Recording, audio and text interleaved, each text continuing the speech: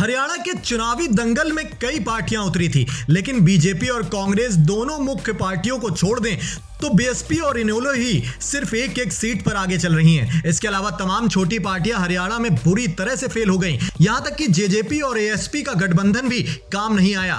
चंद्रशेखर आजाद रावण और दुष्यंत चौटाला की पार्टी खाता तक ना खोल पाई। इससे इतर हरियाणा विधानसभा चुनाव में मुकाबला पूरी तरह से बीजेपी और कांग्रेस के बीच ही देखने को मिला। प्रदेश में सरकार बनाने का दावा करने वाली कई पार्टियां अपना खाता तक ना खोल पाईं। दुष्यंत चौटाला की जननायक जनता पार्टी और चंद्रशेखर आजाद रावण की आजाद समाज पार्टी गठबंधन में उतरी थी। इस चुनाव में जेजेपी 66 सीटों पर लड़ी थी। इसके अलावा एएसपी को इस गठबंधन में 12 सीटें हासिल हुई थी, लेकिन दोनों में से किसी का भी खाता नहीं खुला। जेजेपी और एएसपी ने तो दावा किया था कि अगर हमारी सरकार नहीं भी बनती है तो हम किंग मेकर की भूमिका निभाएंगे, लेकिन जेजेपी नेता दुष्यंत चौटाला अपनी सीट तक नहीं बचा पाए। ऐसे में कहा जा रहा है कि दशहरा से पहले ही हरियाणा से चंद्रशेखर आजाद रावण की विदाई हो गई है। निचली जाति के वोटर्स को अपना बनाने का जेजेपी और एएसपी का पैतरा कामयाब ना हो पाया। बीएसपी भी निचली जाति के वोट को साधना चाहती थी। बसपा ने कम से कम एक सीट पर जरूर बढ़त बनाई, लेकिन जेजेपी और एएसपी का तो खाता भी नहीं खुलता दिख सका। साथ ही उत्तर प्रदेश से जुड़ी ऐसी ही तमाम खबरों से खुद को अपडेट रखने के लिए वीके न्यूज उत्तर प्रदेश के अलग अलग डिजिटल प्लेटफॉर्म से आप यूं ही जुड़े रहें। देश की मिट्टी के लिए, देश के मजलूमों के लिए तो मैं हंसते हंसते जान दे दूंगा। मेरी बात को आप याद रखना। मेरा नाम चंद्रशेखर आजाद है, मेरी बात को आप याद रखना। मैंने पहले ही दिन आप पता करवा लेना, घुटने टिकवाए थे सरकार से। हमारे साथियों ने हमारा साथ नहीं दिया, वरना इसी बिल को बता दे कैसे जो है ये बिल गिरता।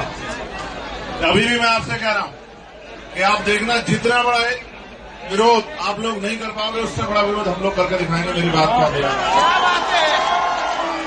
जब मुझे यहां से सरफराज भाई ने न्योता भेजा था, मैं तभी समझ गया था कि एक और जिम्मेदारी आन पड़ी है मेरे ऊपर। और आपको लगता है चंद्रशेखर जिम्मेदारी से भाग सकता है?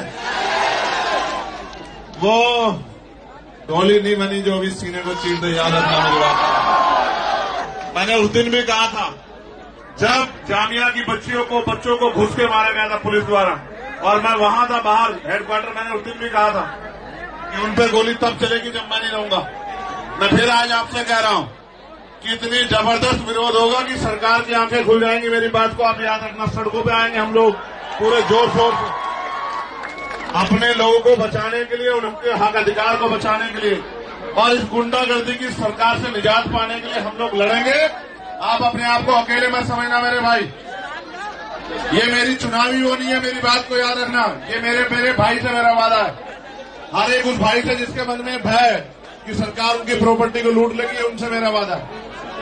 मैं आपके साथ खड़ा हूं, जी जान से खड़ा हूं। मेरे लोग भी आपके साथ खड़े, याद रखना। बस मगर शुक्रिया अदा करके पराया मत करना, ये काम मत करना। बहुत बहुत शुक्रिया।